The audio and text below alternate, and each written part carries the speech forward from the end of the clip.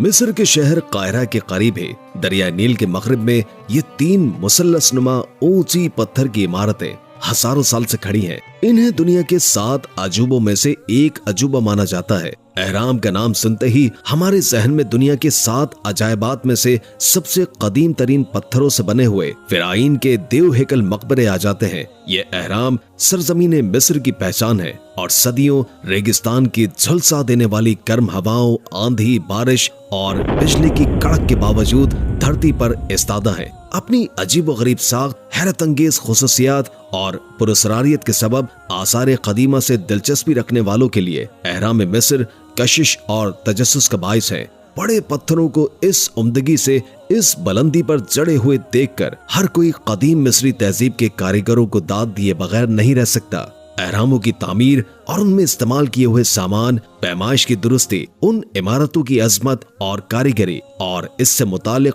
दूसरे राजों ने साइंसदानों और माहिरीन को हैरान कर रखा है, जो सदियों से इन पर गौर फिक्र कर रहे हैं। शायद पूरी दुनिया में इस कदर पुरस्कार और ताज्जुब खेज कोई इमारत न होगी जो एक वीरान मैदान में खड़ी पूरी दुनिया के साइंसदानों और अहले इल्म को अपने वजूद से हैरत ज़दा कर रही हो। बाज माहिरीन मिस्रियात एहराम को महज मकबरा या फिर माबद करार देते हैं, लेकिन बाज मौरखीन का ख्याल है कि एहराम कदीम उलूम के मुहाफिज हैं। इंतहाई हौलनाक तबाहियों और तूफानों के खतरे के पेश नजर कदीम लोगों ने अपने उलूम, किताबों, इजादात एहराम के खुफिया कमरों में महफूज कर ली थी ताकि उन्हें महफूज रख सके। कुछ रिसर्चर्स का ख्याल है कि एहराम खलाई मखलूक UFO ने तामीर किए हैं ताकि वो दूसरे सैयारों से राब्ता कायम कर सके, या फिर ये इल्म नजूम के लिए बनाई गई रसदगाह है। बाज माहिरीन के मुताबिक एहराम जल्जलों को रोकने का काम करते हैं। चंद साइंसदानों का ख्याल है कि एहराम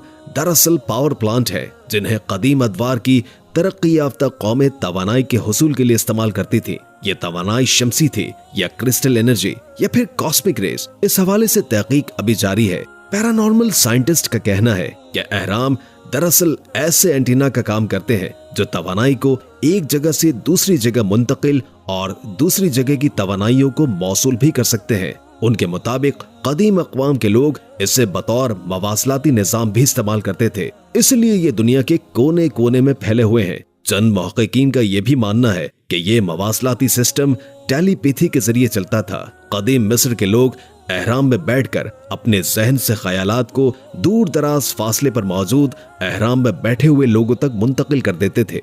मैं 2 बार मिस्र गया और काहिरा में 2 बार एहराम में मिस्र की सैर की। पहली मर्तबा हम मिस्री हुकूमत की दावत पर चंद साथियों के साथ गए और बाद में अपनी फैमिली के साथ सफीर पाकिस्तान अनवर कमाल की दावत पर गया था। एहराम मिस्र की तामीर में इस कदर साइंसी राज पोशीदा है कि मैंने चाहा कि आपको उनसे आगाह कर दूं। आप पढ़कर यकीन नहीं करेंगे, मगर ये हकीकत पर मबनी हकाइक है। आइए पहले ये वाज़े कर दें कि एहराम मिस्र खलाई मखलूक ने नहीं बनाए थे। मिस्र में पहले एहराम की तामीर को 4,500 से जायद साल गुजर चुके हैं और मिस्र में 100 से जायद एहराम मौजूद हैं। हर एहराम एक तामीराती मौजज़ा है, जिसमें सबसे बड़ा एहराम जीजा का है जो फिरौन खोफो या ख्यूपस के लिए बनाया गया। जो पत्थर एहराम में लगाए गए हैं उनका वजन 2 से 15 टन तक है। एहराम में तकरीबन 30 लाख पत्थर लगाए गए हैं। फिरौन के कमरे की छत पर जो पत्थर लगा है उसका वजन 70 टन है और आज तक कोई ये हल पेश नहीं कर सका कि किस तरह बनाने वालों ने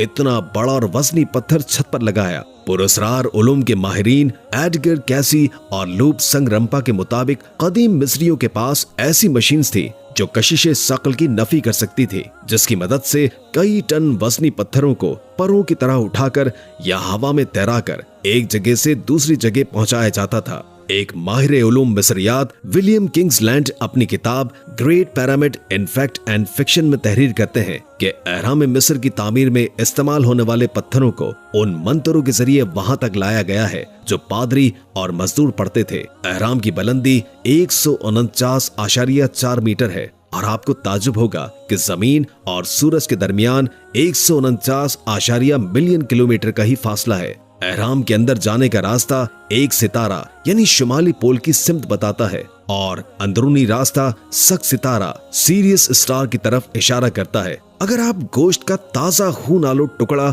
एहराम के कमरे में रखेंगे तो वो सड़ेगा नहीं बल्कि खुश्क हो जाएगा। ये राज आज तक राज ही है। एहराम के सरकमफ्रेंस पर मुहित को उसकी ऊंचाई से तकसीम किया जाए तो ये 3.14 के बराबर है, जो रियाजी और फिजिक्स में पाई के तौर पर इस्तेमाल होता है। यानी अगर किसी दायरे के मुहित को उसके कतर से तकसीम करें तो ये अदद मिलता है। नाकाबिले यकीन करिश्मा है। रात के वक्त एहराम चमकता है क्योंकि उस पर बरकी रंग की पॉलिश की गई है। जिस तरह बाज घड़ियों के डायल रात को चमकते हैं क्योंकि उनकी सुइयों और नंबरों पर तापकार धात रेडियम के रंग की पॉलिश होती है।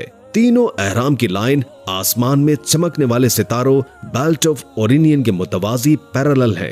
साल में एक दिन सूरज की शुआएं एहराम के अंदर दाखिल होती हैं। ये दिन फिरौन का यौम पैदाइश है।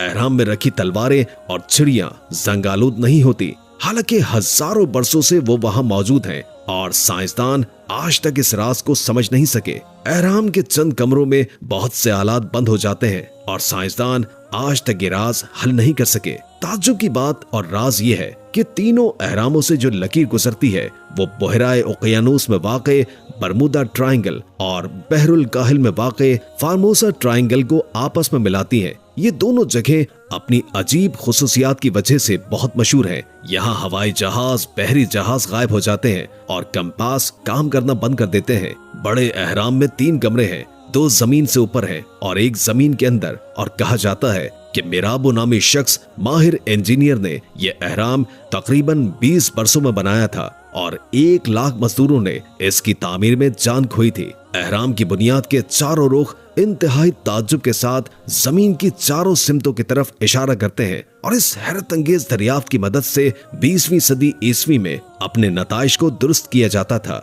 जो दायरा ऑर्बिट एहराम को 2 हिस्सों में तकसीम करता है वो तमाम बड़े आजमों और समंदरों को बिल्कुल बराबर 2 हिस्सों में तकसीम करता है। उनका रकबा एक दूसरे से बराबर है। अगर ब्लेड्स वहां रख दिए जाएं तो वो इंतहाई तेज तलवारों में तब्दील हो जाते हैं। साइंसदान ये राज भी हल नहीं कर सके। साइंसदान कहते हैं कि जो बातें आज तक पुरानी चीजों और राजों में मिली हैं, वो समंदर में कतरे के बराबर हैं। ये यकीन करना आसान नहीं है कि उस वक्त तकनीकी आलात के बगैर लोग ऐसी पायदार इमारतें बना सकते थे, लेकिन वो कामयाब हो गए। बरतानवी मौरिख ग्रीक जेन्स ने तारीख के दिलचस्प पहलू को बयान किया है और उन्होंने कदीम मिस्री तारीख और खलाई आसार कदीम के माहिर प्रोफेसर सारा पार्किक और अमरीकी मिस्री मिज़ाह निगार मारिया शाहता के साथ दुनिया के इस अजूबे के बारे में बात की। एहराम की तामीर सिर्फ भारी पत्थरों का बोझ नहीं थी। कदीम मिस्र में मार्कर थे जो लोग कट के मकाम का तयन करने के लिए लकड़ी या पत्थर पर निशान लगाते थे, जिन्होंने पत्थर के टुकड़ों की तादाद का हिसाब लगाया ताकि एहराम की जगह पर ले जाया जा सके और ये भी तयन किया कि जमीन में कोई ढाल तो नहीं।